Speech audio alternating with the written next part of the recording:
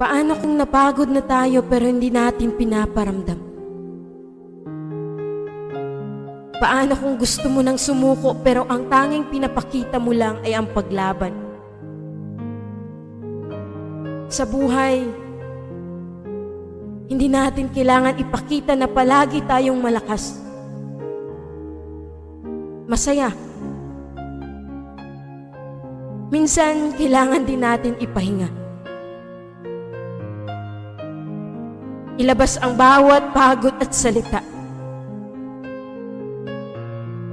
Maraming hindi nakakaintindi. Pero ito, andito tayo sa realidad na kung saan tinatago natin ang sakit na nararamdaman.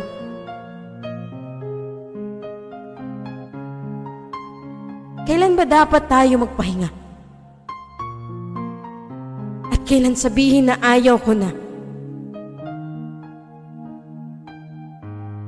Kasi maraming pagkakataon na ang sarap bumalik sa umpisa. Na walang iba.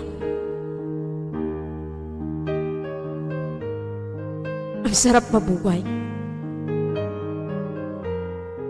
Pero ang hirap mapagod.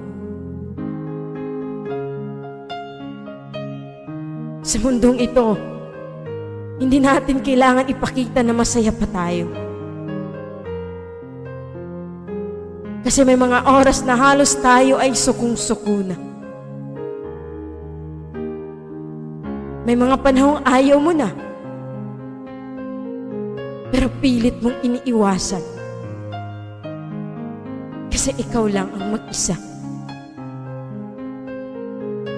Mag-isang dinadala ang sakit na dadarama.